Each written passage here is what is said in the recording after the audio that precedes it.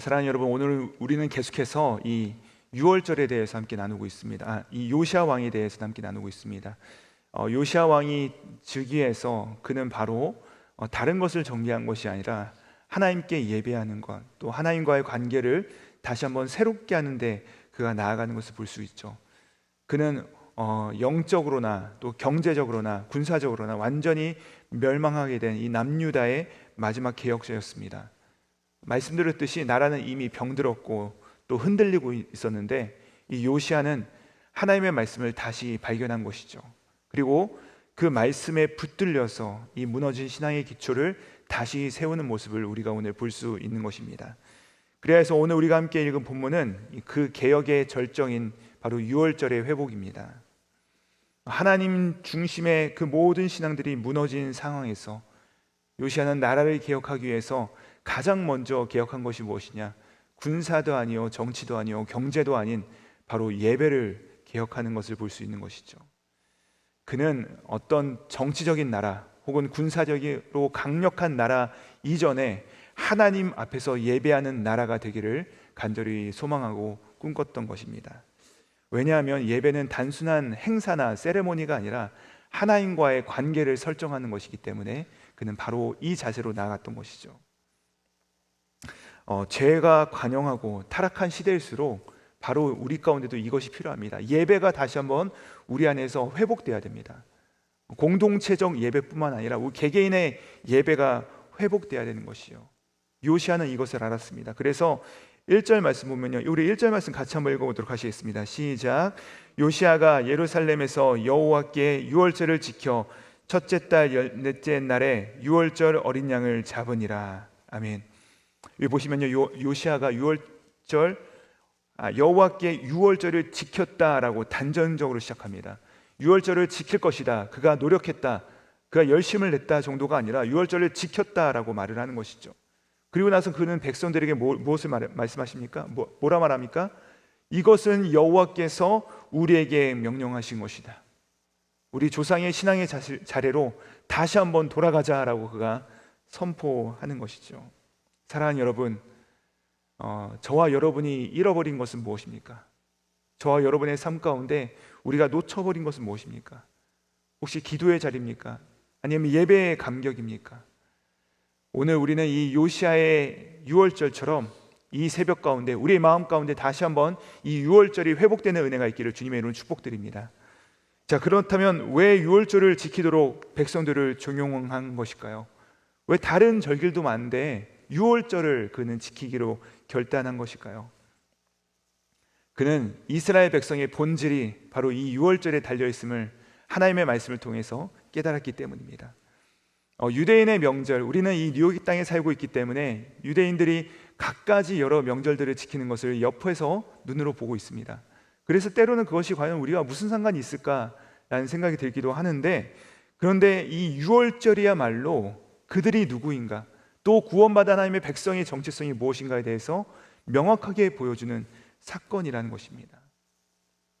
애굽에서 400년 동안, 정확히 430년 동안 노예로 살아가던 그들 이스라엘 백성을 하나님께서 구원하시고 자유인으로 바꿔주신 사건이 바로 이 유월절 아니겠습니까?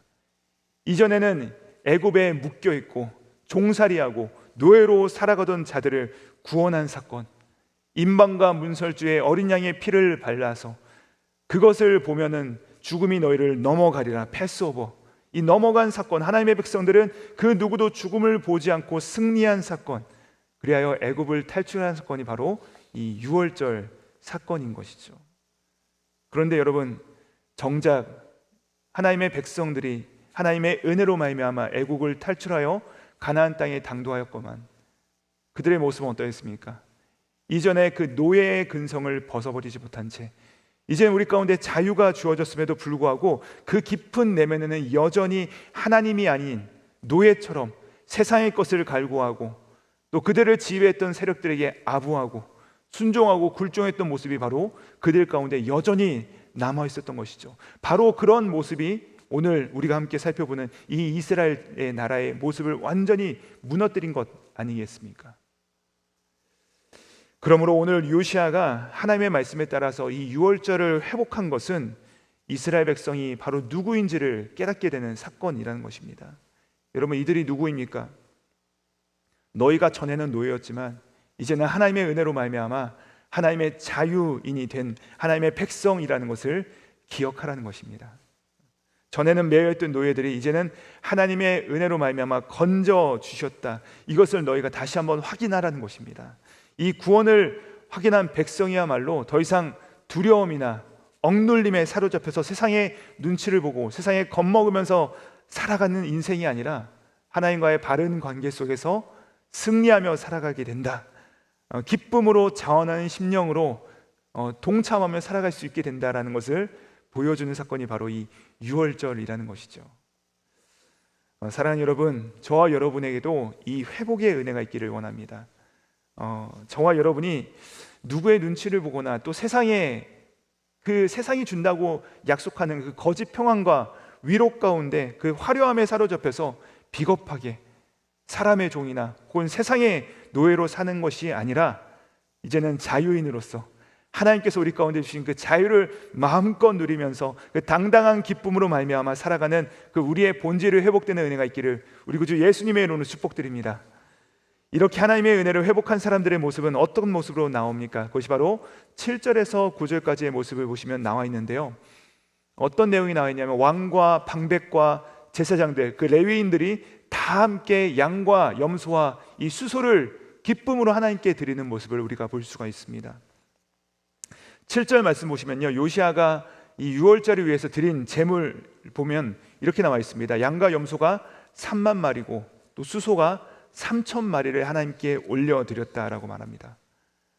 여러분, 이 규모는요, 솔로몬이 하나님께 올려드릴 때 예배 드렸던 그 번제 1천 번제의 3배에 육박하는 어마어마한 규모인 것이죠. 또한 히스기야 왕 때 드렸던 이 제물의 2배에 육박하는 어마어마한 양을 하나님께 올려드립니다. 그런데 그 대단한 숫자를 그가 어떻게 합니까? 자원하여 기쁨으로 올려드렸다는 것이죠. 여러분, 왜 이렇게까지 그가 했을까요? 왕이라 하더라도 사실상 굉장한 불편함과 압박이 오지 않았겠습니까?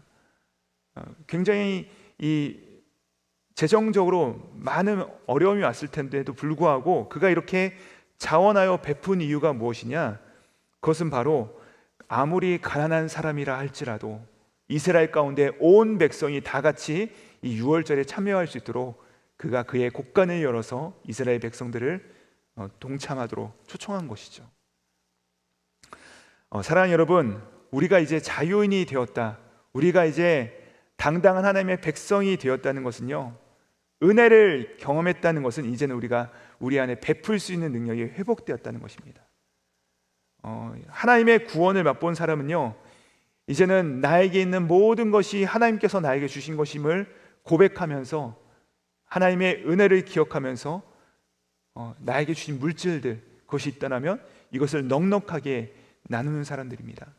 혹여 우리 가운데 물질이 없다면 우리 가운데 있는 시간을 들여서 다른 이들을 섬기는 자들이고, 또 시간이 없다면 우리 가운데 주신 그 달란트들을 가지고서 섬기는 자들이 바로 하나님의 백성이라는 것이죠. 여러분, 이전에는 우리가 노예처럼 살았기 때문에, 노예들의 근성이 무엇입니까? 내 것을 절대 놓지 않으려는 이 아득바득 살아가는 모습 아니겠습니까? 여유가 없어요. 넉넉함이 없는 것입니다. 하지만 이제 하나님의 백성된 자들은요, 하나님의 은혜로 말미암아 노예가 아닌 자유자가 된 사람들은 더 이상 그 꽉 잡고 있는 소나기의 힘을 풀어 손을 펴 누군가의 인생을 돌볼 줄 아는, 그 풍성하게 베풀 줄 아는 은혜를, 그것을 누리는 것이 바로 하나님의 자유자가 된 우리의 참된 모습이라는 것이죠. 자, 이렇게 온 백성이 함께 유월절을 지키는데 그 마지막의 모습이 어떤가? 17절 18절 말씀에 나옵니다. 우리 같이 한번 17절 18절 말씀 같이 한번 읽어보도록 하시겠습니다. 시작. 그때 모인 이스라엘 자손이 유월절을 지키고 이어서 무교절을 7일 동안 지켰으니 선지자 사무엘 이후로 이스라엘 가운데 유월절을 이같이 지키지 못하였고, 이스라엘 모든 왕들도 요시아가 제사장들과 레위 사람들과 모인 온 유다와 이스라엘 무리와 예루살렘 주민과 함께 지킨 것처럼은 유월절을 지키지 못하였더라. 아멘. 자, 놀라운 것은 무엇이냐면요, 요시야 왕 때 지킨 것이요, 사무엘 이후로, 사무엘 선지자 이후로, 그러니까 무슨 말입니까? 다윗 시대, 또 솔로몬 시대도, 심지어는 그 앞서 개혁했던 히스기야 왕 시대도, 그러니까 모든 유다 왕의 시대에도 이렇게 유월절을 지킨 적이 없었던 것입니다. 놀랍지 않습니까? 하나님의 마음에 합한 다윗도, 또 하나님의 충만한 은혜를 경험했던 솔로몬도, 또 그 앞에 선대 모든 왕들보다도 그러니까 힘을 다하여서 온 백성들을 동참시켜 유월절을 지키게 되었다라는 것이죠. 이미 멸망한 나라, 완전히 국운이 기운 나라임에도 불구하고 하나님께 집중하고 하나님께 온전한 마음을 드리면서 그 말씀에 순종한 한 사람을 통해 예배가 회복되고 온 백성들이 다시 한번 하나님을 바라보며 그 자유자의 기쁨을 누리게 되었다는 것입니다. 그러니까 요시야 한 사람의 회복이 온 나라의 회복이 된 것을 우리가 볼 수 있는 것이죠. 사랑하는 여러분, 저와 여러분의 인생은 지금 어느 시기를 지나고 있습니까? 혹시 우리 가운데 어둠의 시기, 이 요시야 시대처럼 어떤 것이 우리 안에서 무너지고 회복이 멀게만 느껴지고 또 요원한 것처럼 느껴지는 분 혹시 아니 계십니까? 하나님은 영적으로 가장 어두웠던 시대 가운데, 모든 것이 다 망했던 것처럼 보였던 시대 가운데 한 사람을 준비하시고, 또 그 한 사람이 하나님께 집중하며 나아갈 때 그 온 공동체를 놀랍게 회복시키시는 하나님이심을 기억하시기 바랍니다. 여러분, 오늘도 그 하나님께서 이 한 사람을 찾고 계십니다. 이 한 사람이 제대로 서기만 하면 저와 여러분의 가정이 회복될 것이고, 우리 교회가 온전하게 하나님의 영광을 선포하게 될 것이고, 또 우리 공동체가 승리하며 나아가게 될 줄 믿습니다. 그러므로 우리가 다시 한번 주의 앞에 회복하고 또 다시 한번 결단하며 우리 마음에 품어야 될 갈망은 무엇이겠습니까? 주님, 다시 한번 잃어버린 관계를 회복하기를 소망합니다. 하나님과 나 사이에, 하나님과 우리 안에 다시 한번 예배가 회복되게 하시고, 기도의 제단이 회복되게 하시고, 잃어버렸던 예배의 감격이 솟아날 수 있도록 도와주시옵소서. 우리 마음의 성전이 다시 한번 깨끗하게 되기 원합니다. 다시 한번 주님과의 첫사랑이 회복되기를 간절히 소망합니다. 다시 한번 오셔서 내 마음을 주님의 처소로 삼아 주시옵소서. 이 간절한 소망과 열망과 갈망이 우리 안에 회복되게 간절히 소망합니다. 이 고백으로 나아가실 때 바로 그 자리가 우리의 유월절이 되게 될 줄 믿습니다. 이 고백과 결단 가운데 우리의 회복이 시작될 줄 믿습니다.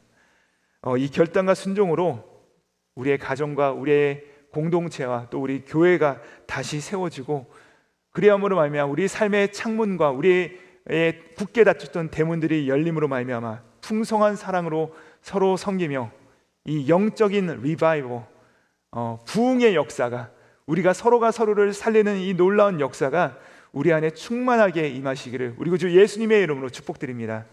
기도하시겠습니다. 하나님 아버지, 감사합니다. 오늘 요시야의 유월절 사건을 통해 잃어버린 우리의 본질을 다시 세우는 그 은혜를 사모하게 하시니 감사합니다. 주님, 우리도 다시 서기 원합니다. 세상의 소리와 염려 속에서 잊어버린 하나님과의 관계가 있다면 오늘 다시 이 새벽에 회복시켜 주시옵소서. 죄와 두려움의 노예가 아닌 자유인이요 하나님의 자녀로서 당당하게 감사하며 살아가게 하여 주시옵소서.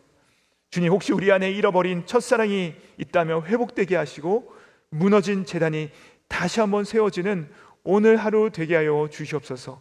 감사드리오며 우리를 자유케 하신 우리 구주 예수 그리스도 이름 받들어 기도드립니다. 아멘.